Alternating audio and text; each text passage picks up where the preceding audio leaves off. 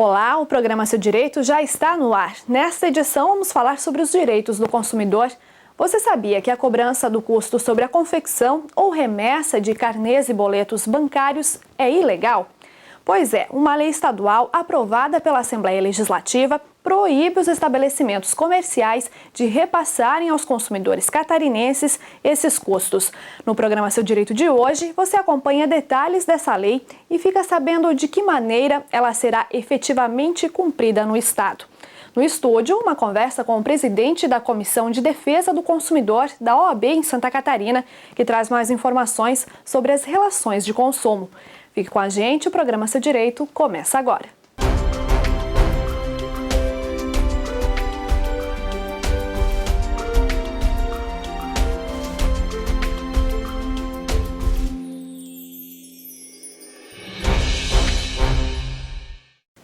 As compras parceladas são, na maioria das vezes, a opção escolhida por aqueles consumidores que pretendem gastar sem comprometer a renda de uma só vez. Mas o comprador deve ficar atento. Os estabelecimentos comerciais não podem repassar ao cliente os custos gerados com a confecção ou emissão dos carnês e boletos. Esse é um direito dos consumidores garantido na Lei 15.975, aprovada pela Assembleia Legislativa. A nova legislação foi sancionada pelo governador do estado em janeiro deste ano. Na reportagem de Rose Padilha, você conhece mais detalhes da lei e os benefícios que ela traz aos catarinenses.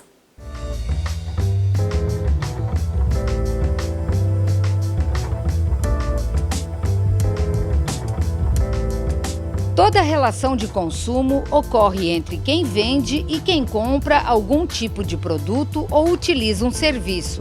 Para o consumidor catarinense que faz compras a prazo, com o uso de carnê ou boleto bancário, existe um custo para a confecção, expedição ou remessa desse documento. O que muita gente não sabe é que diversos estabelecimentos comerciais repassam ao consumidor o ônus desse pequeno pedaço de papel. Para defender os direitos do consumidor, uma nova lei foi criada pelo Legislativo Estadual. A Lei 15.975, de janeiro de 2013, é de autoria do deputado Aldo Schneider, do PMDB. O dispositivo proíbe o empresário de cobrar ou repassar ao consumidor o custo do carnê ou boleto bancário. O parlamentar diz que a ideia de criar a lei surgiu dentro de casa. Segundo o autor, foi visitando o estabelecimento comercial de propriedade da mulher e da filha que ele verificou que o custo para a confecção, expedição ou remessa de carnê ou boleto bancário era repassado ao consumidor. O parlamentar entendeu que a cobrança não era justa e decidiu elaborar o projeto. Principalmente as pessoas menos favorecidas, aqui dependem de financiamentos e de crediários a médio e longo prazo. Essas pessoas, elas já, além de pagar incutido no seu produto uma taxa de juro alta em relação ao custo do produto, ainda tem muitos custos que eram cobrados sem a percepção do cliente.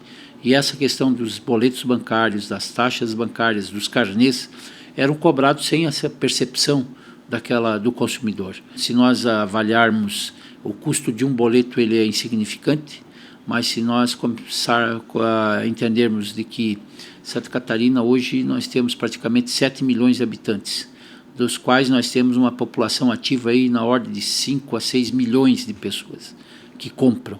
Tu imagina desses 5, 6 milhões de pessoas que compram, se só 10 ou 20% compram a longo prazo, quanto isso representa em termos de economicidade para aquela pessoa que precisa comprar a sua televisão, a sua geladeira, o seu micro-ondas, o seu fogão a gás, em 12, 18 ou 24 prestações. O dispositivo só não se aplica nos casos em que a cobrança seja do conhecimento e com a concordância do consumidor, ou quando for disponibilizada qualquer outra forma gratuita de pagamento, e ainda assim o cliente optar pelo carnê ou boleto bancário. A opção pelo pagamento por meio do boleto deverá constar de cláusula do contrato, já com os valores correspondentes.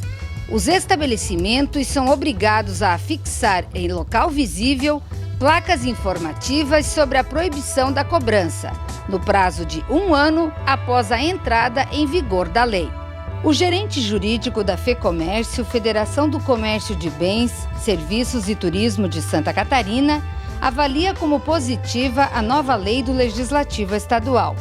Rafael Arruda diz que a norma trouxe mais segurança jurídica para os empresários catarinenses. Ela dá as opções para que o empresário possa fazer a cobrança via boleto ou de qualquer outra forma, e se for o caso de haver a cobrança por esse boleto, se for a opção do consumidor, o empresário pode fazer isso sem problema nenhum. Então hoje, com a nova legislação, o empresário tem a condição de saber quando ele pode cobrar pelo boleto ou quando o consumidor não tem a intenção de pagar e ele vai optar por uma outra forma de cobrança. O assessor jurídico do PROCON estadual diz que o órgão sempre entendeu essa prática como ilegal. Gabriel Melrer destaca que em 2008, uma resolução do Banco Central determinou que a cobrança não poderia mais ser feita. Segundo ele, a partir daquele ano, houve um aumento no número de reclamações de consumidores que se sentiram lesados com o repasse do ônus. A orientação do órgão é fazer valer os direitos de cada cidadão catarinense. Nesse caso, o consumidor ele tem que trazer o carnê, o comprovante de pagamento, procurar um órgão de defesa do consumidor, seja o PROCON estadual ou o PROCON do município dele, e em caso não havendo PROCON municipal, que ele pode procurar também o juizado especial ou a própria promotoria pública da comarca da região dele. Não só com relação ao boleto bancário, mas o consumidor que tiver qualquer tipo de dúvida, ele pode também procurar o PROCON estadual através do telefone 151 ou procurar o guichê de atendimento do PROCON estadual ou de qualquer outro PROCON do município dele, que ele vai ter as dúvidas dele sanadas na medida do possível. A maioria dos consumidores entrevistados não tinha conhecimento que a cobrança pelo serviço era ilegal. Na opinião deles, a nova lei vem em boa hora. Eu acho essas coisas muito importantes porque tiram do consumidor esse peso desses pagamentos que a gente acaba nunca conhecendo o que faz. Porque a gente já paga produtos caros, né, com uma margem de lucro muito boa sempre para o comerciante. Fico contente. O consumidor ele é extorquido o tempo todo. A gente paga tudo e de repente diminui o pagamento, a lei veta pelo menos a gente pagar o boleto e pagar outro tipo de emissão. Isso já é uma economia para o bolso do brasileiro, né, do consumidor. Então é sempre válido, sempre bom. Agora tomara que a lei seja aplicada realmente.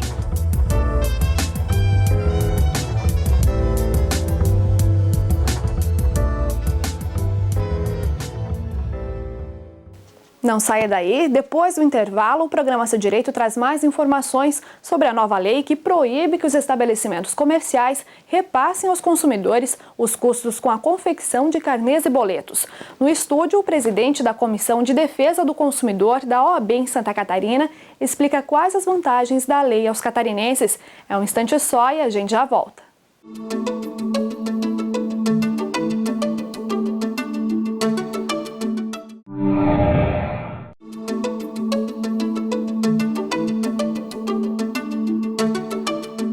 Voltamos com o programa Seu Direito. O tema da edição de hoje está relacionado aos direitos do consumidor.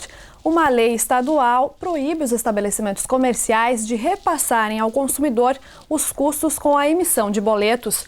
Quem traz mais detalhes sobre as vantagens da lei é o presidente da Comissão de Defesa do Consumidor da OAB em Santa Catarina, Jason Gonçalves. Jason, muito obrigada pela sua participação no nosso programa. Eu que agradeço a oportunidade. Essa prática dos estabelecimentos comerciais de repassarem, né, ao consumidor os custos com essa produção, confecção dos boletos, ela é comum na maioria dos estabelecimentos? Veja, essa é uma prática que já foi, inclusive, um pouco mais comum nos fornecedores e ela acabou sendo paulatinamente diminuída exatamente por uma reação que foi feita pelos consumidores, pelos órgãos de defesa do consumidor e por iniciativas como esta da Assembleia Legislativa aqui em Santa Catarina, que é uma legislação que veda esse tipo de prática, que é uma prática abusiva, porque cobra um valor que não diz respeito ao serviço que a pessoa está tendo ou a um produto que a pessoa, enfim, está levando, consumindo. Então, o consumidor acaba sendo obrigado a pagar um valor que ele não tem uma contraprestação. Ou seja, o custo, né, para o pagamento deve ser arcado pelo fornecedor, isso deve compor o preço, né, que ele vai cobrar do serviço ou do produto. Então essas iniciativas, tanto legislativas quanto mesmo de reação dos órgãos de defesa do consumidor, acabaram por diminuir, ou vem diminuindo paulatinamente, esse tipo de prática entre as empresas. E esse valor, ele varia de um estabelecimento para o outro ou ele é um valor fixo? Este valor ele é fixo normalmente por boleto. Isso, claro, vai depender do tipo de associação que se faz com a instituição financeira, com o banco, ou mesmo da própria empresa que esteja emitindo esse tipo de documento. É um valor que muitas vezes vai de R$ 1 a R$ 4, o que pode, no final das contas, ser um valor bastante significativo em função do número de parcelas que, eventualmente, o consumidor estabelece para a compra, aquisição do produto e também do valor total do bem. Então, número de parcelas e valor total do bem, e esse valor pode impactar, inclusive, de maneira significativa, num percentual completamente abusivo em relação ao produto que está sendo consumido. Ou seja, de repente o consumidor fez as compras, parcelou em 3 vezes, ele já pode estar... Exatamente. Já pode ter esse recurso, esse custo também para... Isso, vamos imaginar um valor de R$ 2 por emissão de boleto, né? Se você está falando em 3 boletos, são R$ 6. Mas se você pega bens que são parcelados em 10, em 15 vezes, o acesso ao crédito no Brasil vem sendo facilitado e as pessoas estão assumindo prestações, inclusive por conta da estabilização econômica, prestações maiores, você vai ver que no final das contas esse valor pode ser bastante significativo. E não é apenas a questão de ser significativo, é porque é indevido. Indevido mais ainda agora com a aprovação da lei estadual que proíbe efetivamente a cobrança desse tipo de taxa. E agora que é lei, de que maneira que o consumidor ele pode agir, no momento que ele vai fazer a compra, ele detecta que a loja continua cobrando essa taxa, sabendo que é ilegal, Como que ele deve proceder nesse caso? Essa é uma questão interessante, porque a lei faz a previsão, inclusive, de que isso deva ser informado aos consumidores, dá um prazo para que as empresas se adaptem à própria lei, mas isso deve ser informado ao consumidor. Então, uma questão hoje fundamental dentro do direito do consumidor é exatamente o direito à informação. Boa parte de nós, consumidores, nós não temos a devida informação sobre os nossos direitos ou sobre essas possibilidades. Então, nós aceitamos muitas vezes a cobrança, por exemplo, de uma taxa dessa, simplesmente porque a gente não sabe, não tem informação de que é vedada, de que é proibida. Então, a lei, ao fazer a previsão de que isso deve ser informado, possibilita ao consumidor que ele tome uma atitude. Essas atitudes normalmente diz respeito a uma eventual busca pelos órgãos de proteção ao consumidor. Fundamentalmente na esfera administrativa, não judicial, os PROCONs. Nós temos um sistema de proteção ao consumidor, tanto do Estado, em nível estadual, como também nos municípios. Principalmente aqui na Grande Florianópolis, todos os municípios contam com seu sistema de proteção. Na sua avaliação, os consumidores estão mais atentos a essa questão dos seus direitos, já procuram os PROCONs ou ainda falta informação? Olha, a Lei de Defesa ao Consumidor no Brasil, ela é de 1990, pós-Constituição de 88. O Código de Defesa do Consumidor. De lá para cá, a gente vem observando de forma paulatina o aumento na consciência, realmente, do consumidor. E eu diria apenas que não apenas do consumidor, mas também do próprio fornecedor. As próprias empresas, de uma maneira ou outra, também estão um pouco mais atentas em relação ao previsto no Código. Nós temos aí uma grande massa de consumidores entrando no mercado de consumo mais, adequado, no mercado de consumo médio, que é o que se denomina, e eu diria que há um nível maior de consciência. Mas eu diria que esse nível maior de consciência ainda está muito longe, mas muito longe do ideal. Nós no Brasil ainda temos uma relação consumerista, que é essa relação de direito do consumidor, bastante prejudicial aos consumidores. As empresas ainda não foram ou devidamente punidas ou devidamente alertadas sobre esse tipo de relação. Então nós ainda sofremos muito.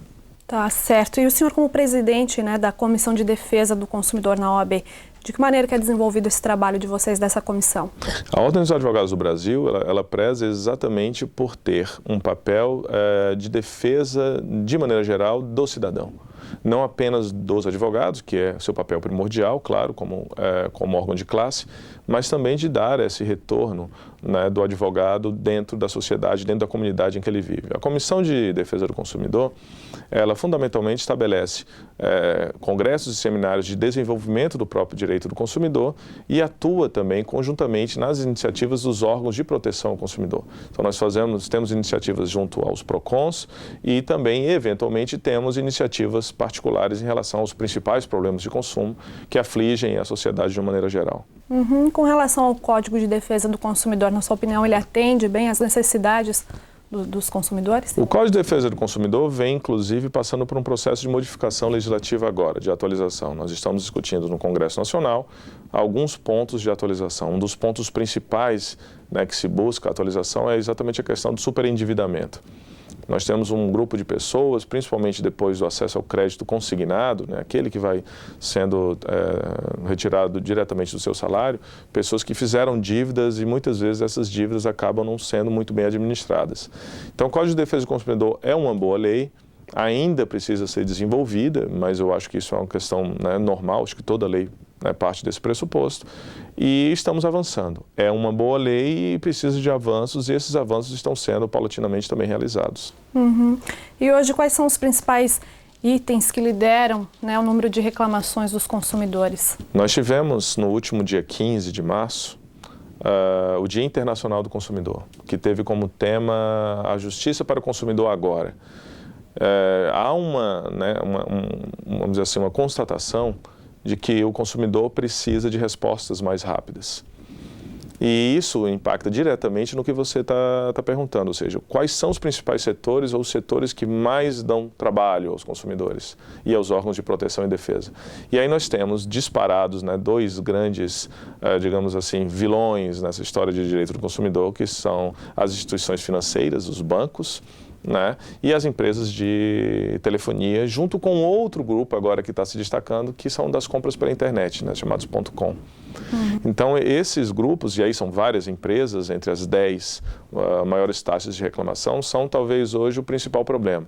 E aí é necessário realmente não apenas uma atuação rígida dos órgãos de proteção ao consumidor, mas também uma questão até de política pública, né? É necessário que nós, de uma forma integrada, possamos, de uma forma ou de outra, intervir nisso. Porque já são repetidas vezes, todos os anos são as mesmas empresas campeões, né, as campeãs de reclamação, e nós ainda não conseguimos dar uma resposta rápida, que é exatamente o que o consumidor precisa. Nós não podemos passar a impressão no Brasil e em nenhum outro país do mundo, obviamente, que o consumidor vai fazer uma reclamação e essa reclamação não vai ser atendida e resolvida. E com relação ao alto número de reclamações, é o consumidor que está mais exigente ou as empresas que ainda estão pecando nessa questão de manter, de preservar os direitos dos consumidores? Eu acredito que o aumento no número de reclamações diz respeito ao aumento na consciência do consumidor.